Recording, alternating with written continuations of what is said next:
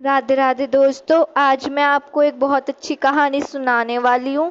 अगर आपको मेरी कहानी अच्छी लगे तो मेरे चैनल को लाइक, सब्सक्राइब और शेयर जरूर करना। रात के सन्नाटे को चीरते हुए सुषमा के कदम बदहवास से बढ़ते ही जा रहे थे।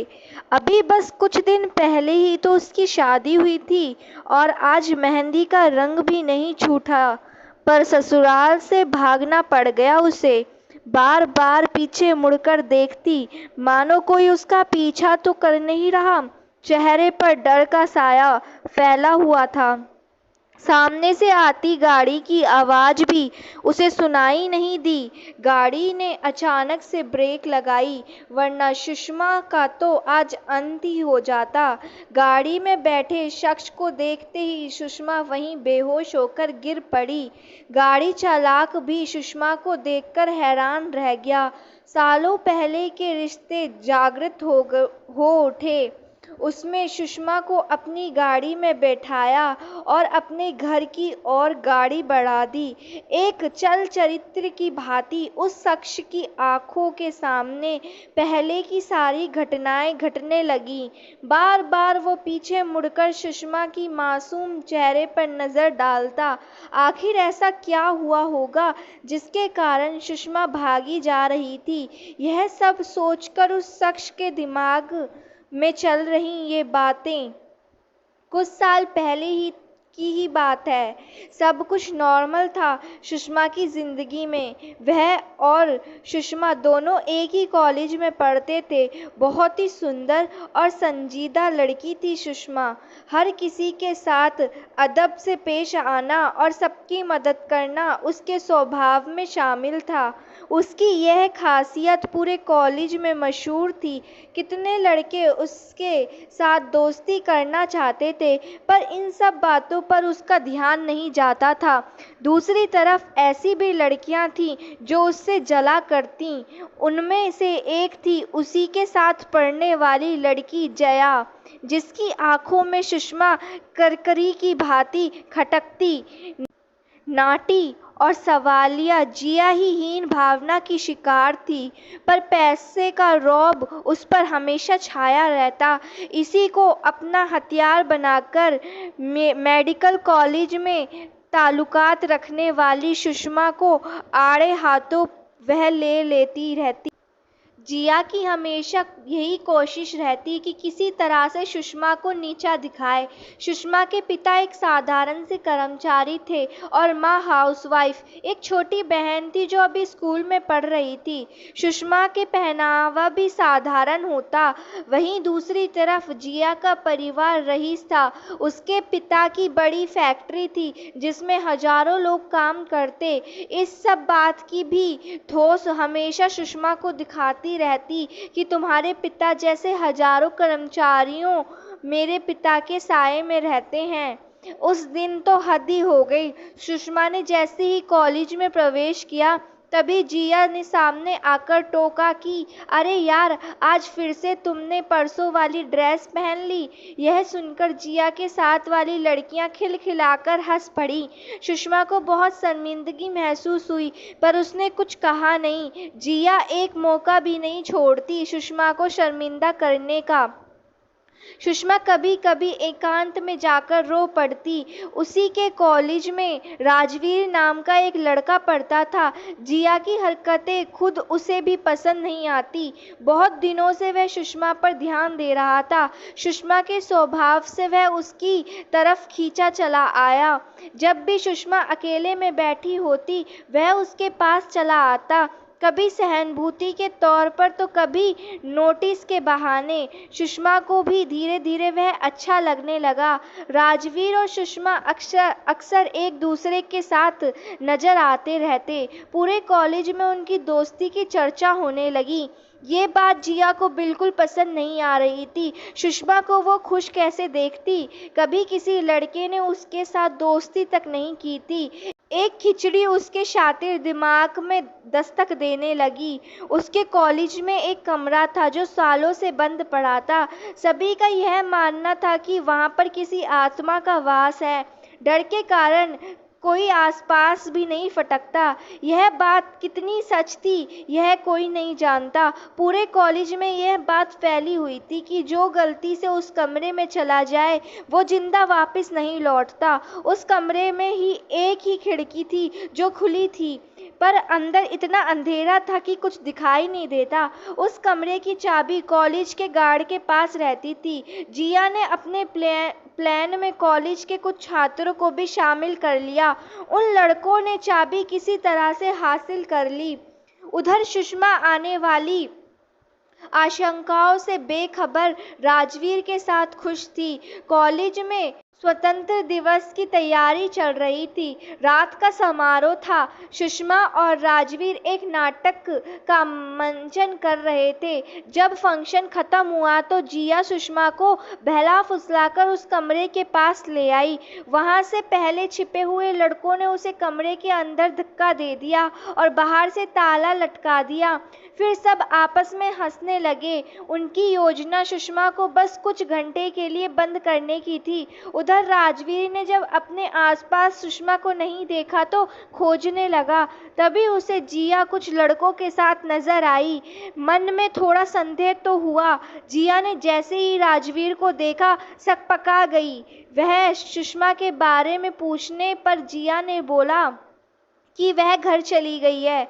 उसकी तबीयत थोड़ी ठीक नहीं लग रही थी। राजवीर के जाने के बाद जिया की जान में जान आई। सुषमा को कमरे से बाहर भी निकालना है। यह बात फंक्शन की व्यवस्था में सभी के ध्यान से उतर गई। जब जिया घर पहुंची तो अचानक उसे सुषमा का ध्यान आ गया, पर कॉलेज तो अब तक बंद हो चुका था। अब क्या करें? चलो छोड़ो, थोड़ी अकेली रहेगी तो अकल ठिकाने आ जाएगी, सोचकर मन ही मन में हंस पड़ी। मेरे नाक के नीचे प्यार कर रही थी, शायद अपनी औकात भूल गई थी। एक मिडिल क्लास को आसमान में उड़ने का कोई हक नहीं होता। सुषमा को कोसते हुए जब जिया की आंखें लग गई, स्वयं उसे भी पता नहीं चला। जब अगले दिन जिया कॉलेज पहुंची तो जल्दी से उस कमरे की तरफ अपने पैर बढ़ाए। जैसे ही उसने दरवाजे को छुआ वह अपने आप ही खुल गया। बहुत ही आश्चर्यचकित रह गई वह। तभी अंदर से सुषमा बिल्कुल अस्त व्यस्त कपड़ों में बाहर निकली। उसके चेहरे पर हवाइयां उड़ रही थीं, आंखें सुर्ख लाल हो गई थीं। जिया को उसने ऐसे देखा मानो उसे जानती ही ना हो। उसकी हालत देखकर जिया को सांप सूंघ गया। उसे डर सताने लगा कि कहीं सुषमा प्रोफेसर से उसकी शिकायत न कर दे। करीब एक हफ्ते तक सुषमा कॉलेज नहीं आई। जिया अंदर ही अंदर परेशान हो रही थी कि आखिर उस रात सुषमा के साथ क्या हुआ होगा। तभी उसे दूर से सुषमा आती दिखाई दी, एकदम खिली पहले जैसी। पर जैसे ही उसने जिया को देखा तो अचानक से सुषमा के चेहरे का रंग ही बदल गया। आंखें सुर्ख लाल हो गईं और जोर जोर से हांफने लगी। आसपास की लड़कियों ने उसे संभाला और जिया को हटने को कहा। राजवीर सुषमा के लिए बहुत चिंतित हो रहा था। उस रात की जिया की हरकतें पूरी कॉलेज में फैल गईं। बात प्रिंसिपल तक भी पहुंची। इसके लिए जिया को बहुत फटकार मिली और साथ में चेतावनी भी। पैसे के रुतबे ने आगे की कार्रवाई को वहीं पर रोक दिया। इसी तरह से दिन बीतते गए। सुषमा सबके साथ नॉर्मल रहती, पर जिया को देखते ही पता नहीं उसे क्या हो जाता। पर सुषमा के साथ कुछ तो हुआ था। उसके स्वभाव में भी परिवर्तन होने लगे। कभी वो ऐसा बर्ताव करती मानो वह लड़की नहीं लड़का हो, फिर अचानक से लड़की की छवि उसमें आ जाती। राजवीर में भी अब उसकी कोई दिलचस्पी नहीं रही, मानो कभी उसने राजवीर को चाहा ही नहीं हो। पर जिया के साथ तो उसका रूप ही अलग हो जाता। कॉलेज की पढ़ाई खत्म होने वाली थी। यहाँ से निकलने के बाद सभी के रास्ते अलग अलग हो जाते। राजवीर सुषमा से बहुत प्यार करता था और अपने जीवन का हिस्सा भी बनाना चाहता था, पर सुषमा अब पहले जैसी सुषमा नहीं रही। पता नहीं किन ख्यालों में खोई रहती। कभी अपने आप से तो कभी ऐसे बात करती मानो सामने कोई बैठा हो। पूछने पर सकपका जाती। उसकी मानसिक स्थिति ठीक नहीं लग रही थी। उसके माता पिता बहुत चिंतित रहते थे। आखिर उनकी फूल जैसी बेटी को किसकी नज़र लग गई थी। फिर उन्होंने सोचा कि अगर इसकी शादी कर दी जाए तो हो सकता है ये अपने पहली वाली ज़िंदगी में फिर से वापस लौट जाए। कुछ दिनों के बाद राजवीर को सुषमा की शादी की खबर मिली। सुनकर निराश तो बहुत हुआ, पर कर भी क्या सकता था। शायद सुषमा की हंसी फिर से वापस लौट आए, यही सोचकर राजवीर संतुष्ट हो गया। सुषमा की शादी के बाद राजवीर बहुत मायूस रहने लगा, पर जिंदगी तो यहीं पर ख़त्म नहीं हो जाती है। अपने आप को व्यस्त रखने के लिए वह एक प्राइवेट कंपनी में नौकरी करने लगा। घर के खर्चे चलाने भी ज़रूरी थे। पिताजी इस दुनिया में नहीं रहे। परिवार में माँ और इसकी छोटी बहन थी। माँ कहते कहते थक गई कि बेटा शादी कर ले, मरने से पहले बहू का मुंह देखना चाहती हूँ।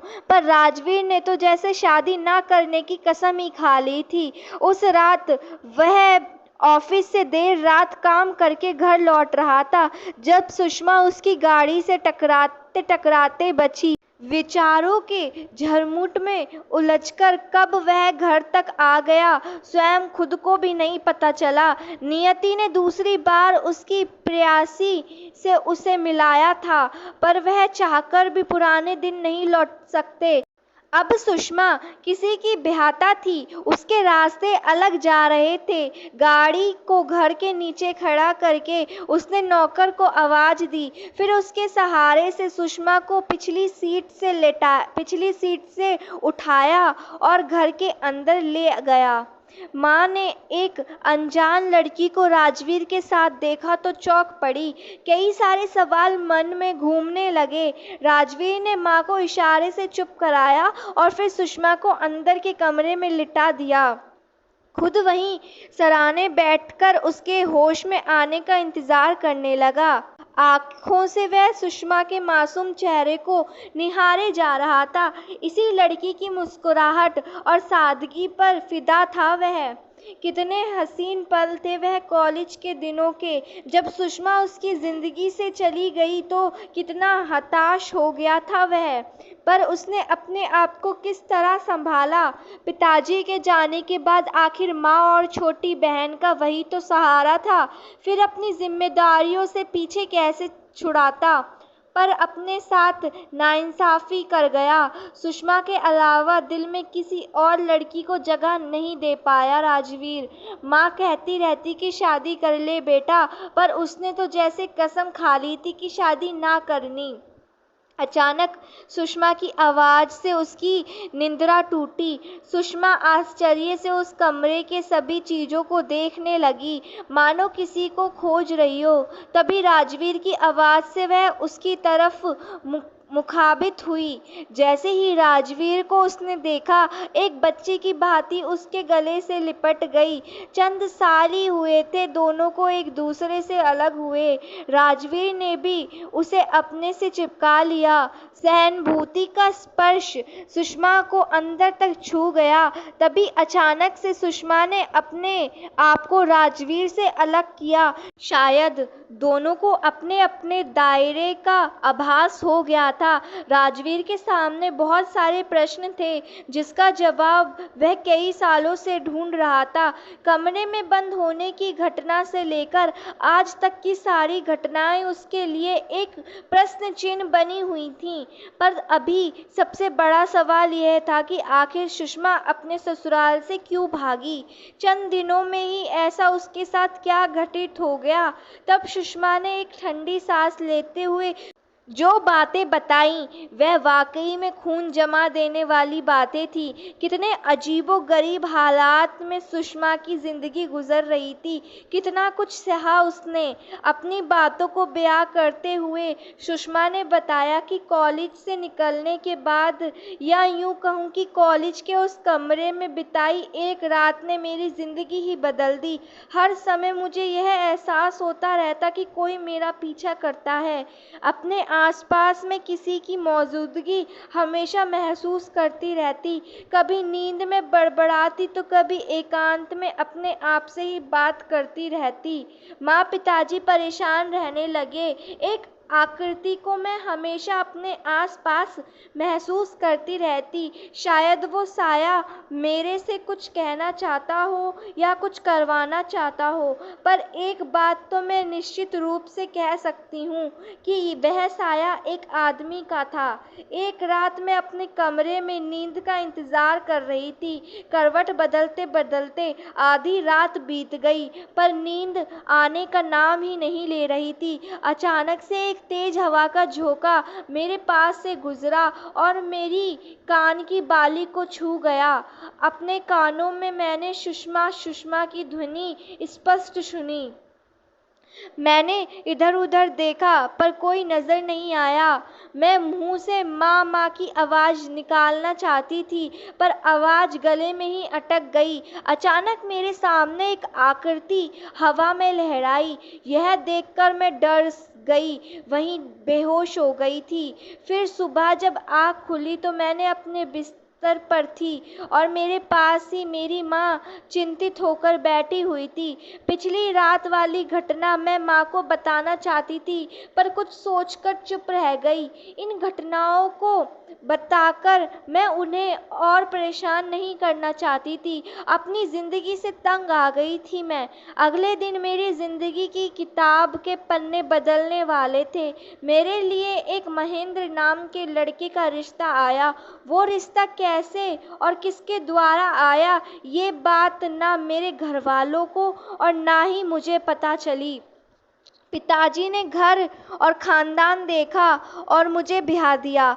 मैंने भी सोचा कि चलो मेरी ज़िंदगी में अब खुशियाँ दस्तक देंगी। अपनी भावी ज़िंदगी से मैं अंदर ही अंदर नाखुश होने लगी। पर पिक्चर का क्लाइमेक्स तो अभी बाकी था। सुषमा कपकपाते हुए बोली जा रही थी और राजवीर ध्यान से सुन रहा था। विदाई के बाद जब मैं अपने ससुराल गई तो मुझे वहाँ का माहौल बहुत अटपटा लगा। जैसे कि शादी वाले घर में दो तीन लोगों के अलावा और कोई रिश्तेदार शारीरिक नहीं हुआ। महेंद्र के पिताजी का देहांत कुछ साल पहले हो गया था। घर में मेरी सासू माँ और पति के अलावा बस मैं ही थी। मेरी सासू माँ अजीब नज़रों से मुझे हमेशा घूरती रहती। एक चीज़ और आश्चर्यचकित कर रही थी कि माँ और बेटे को मैंने बातचीत करते कभी नहीं देखा। पति महेंद्र शादी की पहली रात को पता नहीं कहाँ चले गए। जब मैंने अपनी सासू माँ से यह बात पूछी तो मुझे ऐसे देखने लगी मानो मैंने पूछकर कोई गुनाह कर दिया हो। मैं अपने कमरे में आ गई। इंतज़ार करते करते कब आँख लग गई पता ही नहीं लगा। जब उठी तो देखा महेंद्र बिस्तर पर आधे मुंह लेटे हुए थे। एक अजीब सी छुअन का एहसास हमेशा होता रहता मुझे। हाँ, एक बात और मुझे सता रही थी। जिस आकृति को मैं शादी के पहले कभी महसूस करती थी, वह इस घर में हमेशा उसके अस्तित्व का एहसास मुझे मिलने लगा। अगले दिन शादी के बाद जब मैं अपने ससुर जी की फ़ोटो के सामने खड़ी होकर प्रणाम कर रही थी, तभी मुझे लगा कि उनकी आंखें हिल रही हैं। डर के कारण मैं जैसे ही मुड़ी, तभी कानों में सुषमा सुषमा की आवाज़ गूंजने लगी। मैंने इस बात का जिक्र भी महेंद्र से किया, पर मेरी बातें उन्हें बचकानी लगी। एक रात मैं सोई थी, तभी मुझे लगा कि कोई मेरा नाम लेकर पुकार रहा है। मैं अर्धनिद्रा की अवस्था में बिस्तर से उठी और कमरे से निकलकर गलियारे में जाने लगी। तभी मेरे सामने एक साया प्रकट हो गया। मैंने भागने की कोशिश की, तभी मेरे ससुर जी की तस्वीर हवा में लहराने लगी। मैं चिल्ला रही थी, पर कोई मेरी मदद के लिए नहीं आया। पता नहीं वो लोग किस दुनिया में खोए रहते थे। शादी के तीसरे दिन की ही बात है। मैं खिड़की के पास खड़ी अपने विचारों में खोई पौधों को देख रही थी। मेरी सासू माँ पौधों को पानी दे रही थी। तभी मैंने देखा कि वो किसी से बात कर रही हैं, पर मुझे कोई आसपास नजर नहीं आया। उस दिन मैंने उन्हें पहली बार मुस्कुराते देखा था। मैं दौड़कर उनके पास गई तो मुझे देखते ही उनके चेहरे का रंग ही बदल गया और एक खामोशी सी छा गई चेहरे पर। तभी मुझे लगा कि कोई बात तो ज़रूर है। महेंद्र से भी मैंने बताने का कोई फ़ायदा नहीं था। उस दिन के बाद से मैं अपनी सासू माँ पर नज़र रखने लगी। इतना तो मैं समझने लगी थी कि मेरे साथ जो कुछ हो रहा है, यह लोग इस बात से अनजान नहीं है, बल्कि अनजान बनने का दिखावा कर रहे हैं। महेंद्र को भी इन सब बातों का पता ज़रूर होगा, पर मेरे सामने हमेशा अनजान बने रहते हैं। यहाँ तक कि माँ बेटे भी आपस में बातचीत नहीं करते। वो रात मैं कभी नहीं भूल सकती जिसके कारण मुझे इस घर से भागना पड़ा। उस रात एक अजीब सी बेचैनी मेरी आंखें अचानक से खुली। पास में देखा तो महेंद्र कहीं दिखे नहीं। आखिर इतनी रात को कहाँ गए होंगे, सोचकर बिस्तर से उठी। मुझे प्यास भी लग रही थी। मैंने पानी पीने के लिए किचन की तरफ जाने लगी, तभी मैंने सासू माँ के कमरे में लाइट जलती देखी। सोचने लगी इतनी रात को जागी क्यों हैं। मैं उनके कमरे की तरफ मुड़ी। कमरा अंदर से बंद था कि हॉल में मैंने जाकर देखा कि महेंद्र और उनकी माँ आपस में बातचीत कर रहे थे, पर वह आसपास कोई तीसरा भी था जिसके साथ उनकी बातचीत चल रही थी।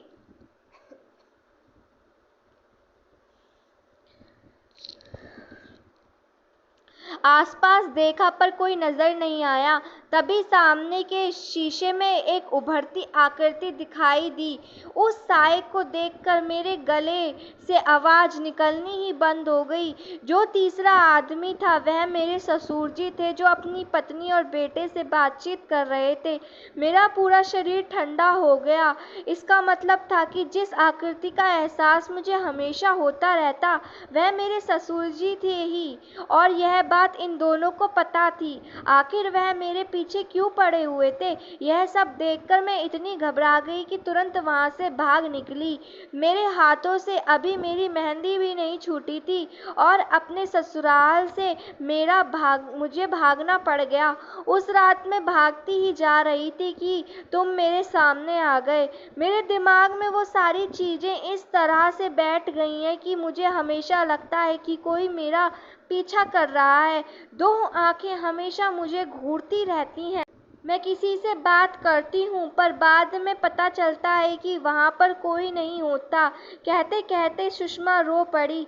पता नहीं क्यों मेरे साथ ऐसा हो रहा था। अपनी जिंदगी में इतनी खुश थी, तुम्हारे साथ मुझे इतना अच्छा लगता था, पर उस एक रात ने मेरी जिंदगी की सारी कहानी ही बदल दी। आखिर जया ने मेरे साथ इतना बड़ा दुर्व्यवहार क्यों किया। राजवीर ने सुषमा को संभाला और बोला कि हमें यह पता लगाना पड़ेगा कि महेंद्र के पिताजी क्यों तुम्हारे पीछे पड़े हुए हैं, और यह सब बातें उनके घर से ही पता चलेंगी। तभी अचानक से राजवीर के दिमाग में एक बात कौंधी और सुषमा से पूछने लगा कि आखिर उस रात कमरे में ऐसा क्या तुमने देखा जिसे तुम्हारे सारे अस्तित्व को ही बदल दिया। यहाँ तक कि तुम्हारी शादी का भी इस कमरे से ही संबंध लगता है। उस बंद कमरे की सच्चाई आखिर क्या थी। महेंद्र के पिता का उस कमरे से जरूर कुछ ना कुछ संबंध था, तभी तो ये सारी घटनाएं उस रात से ही शुरू हुई थी। राजवीर की बातों ने सुषमा को चौंका दिया। वह पसीने में नहा उठी। उसका सारा शरीर कांपने लगा। अगर राजवीर उसे संभालता नहीं तो वह गिर जाती। उस रात का जिक्र उसने किसी के साथ नहीं किया। फटी आंखों से उसने बोलना शुरू कर दिया। सुषमा ने अपनी आप बीती सुनाते हुए कहा कि उस रात जब मुझे जिया ने बंद कर कमरे में धक्का दिया, उस खौफनाक पल को मैं कभी नहीं भूल सकती। अंदर कमरे में पूरा अंधेरा फैला हुआ था। आखिर उस बंद कमरे की सच्चाई क्या थी? सुषमा ने ऐसा क्या देखा जिसे वह अपने शब्दों में बयां नहीं कर पा रही थी? महेंद्र के पिता का उस कमरे से क्या संबंध था? जानने के लिए अगले भाग को पढ़ें।